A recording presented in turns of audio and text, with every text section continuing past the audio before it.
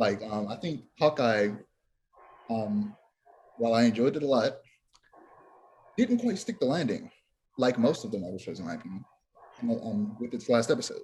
And I think, much like Falcon and Winter Soldier, the last episode, though enjoyable, was rushed and most likely due to COVID, which, we can't help the fact that COVID exists. But it is unfortunate that that happened, much like, I said a lot when we were talking about Falcon and Winter Soldier. Because it definitely could have used another episode to flesh some things out. Specifically, and here we're getting into spoilers, spoiler alert, specifically Kingpin. Kingpin was his lifespan in that show, no pun intended, and obviously he isn't dead, but his lifespan in that show was, have you seen it?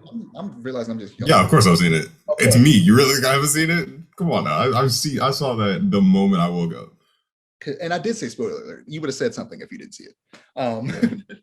But like, yeah, so I also saw it the moment I woke up. Like, I didn't even get up. I think I went to use the bathroom, and then I didn't even wash my face or brush my teeth. I just laid back down and watched Hawkeye. And then once I finished watching Hawkeye, I went and washed my face and brushed my teeth. But yeah, his lifespan was extremely short in that show. And I feel like he didn't feel as much of a looming threat in the end as he was built up to be. Like, I also hate his reveal at the end of the episode, at the end of episode 5, how it was just, like, that scene that they showed at the beginning of episode 6 of him talking to Eleanor? Yeah. That should have been the end of episode 5.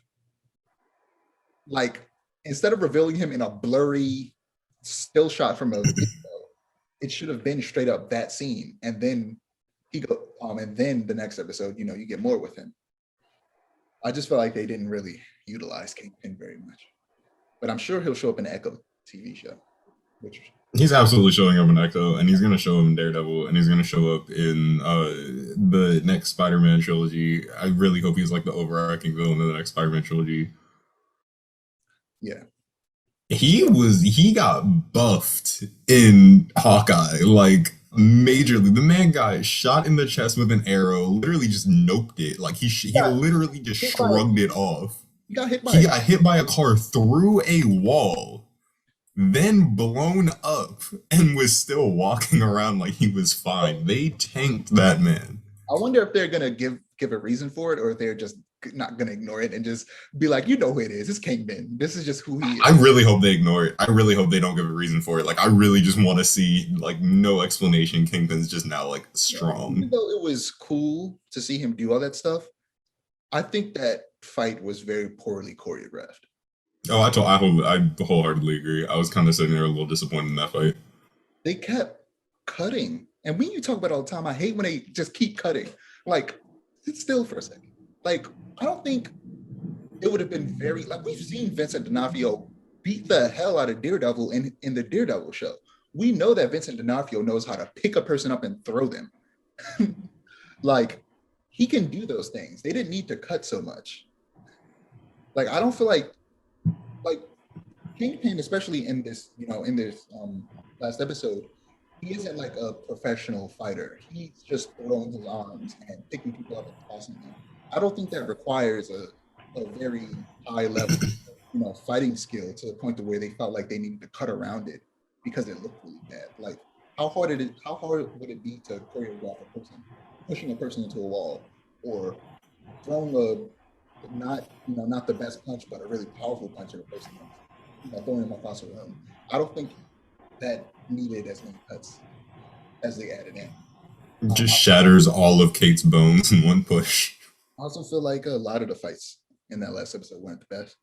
Honestly, I don't know. That last episode, it just didn't do it for me. There's so much about that episode that I can't really talk about without talking about Spider-Man and stuff like that. There's just so much about that episode that just, like,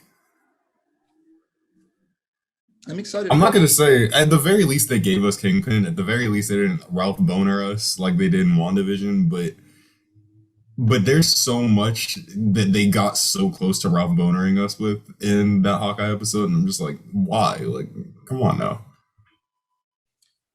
Yeah. So this person on Twitter at Nightwingology said that we know more about Echo, Yelena, and Kate's past than we do about Clint's.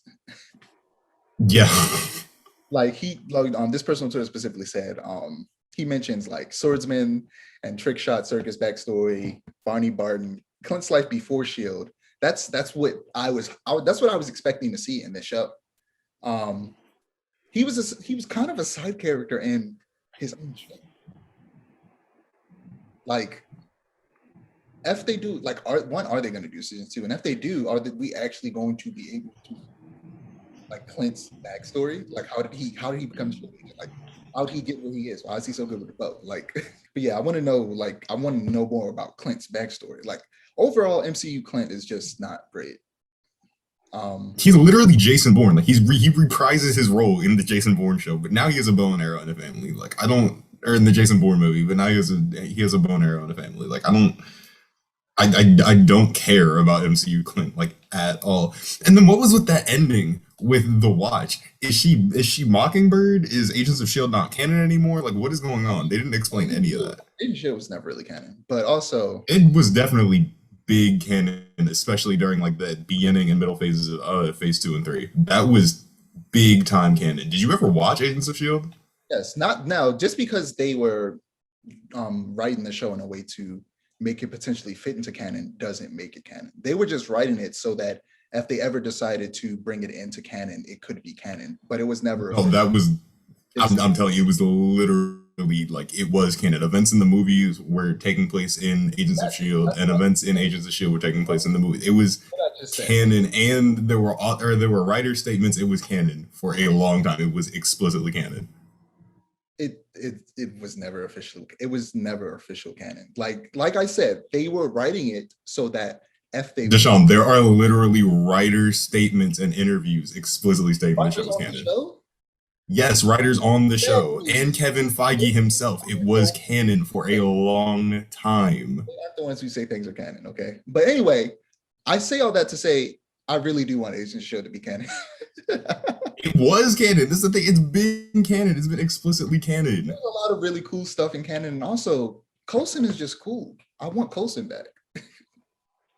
Like honestly, I thought they would have brought Coulson back a long time ago, especially with everything that happened in Agents of Shield. I thought they would have been brought Coulson back, but whatever. Maybe they will someday. Like other than that one, like showing him like starting out as an agent in Captain Marvel. But yeah, it also could be that Agent 19 is a title and that she isn't the actual Mockingbird. You know what I mean? Like she held the title at one point, but someone else picked it up after her. I just want Mockingbird back. That's all I want. Actually, what I just want is for them to reboot Hawkeye entirely. But you know, it's I'm never gonna get that. So I mean, they could just get rid of Clint. I'm good with Kate.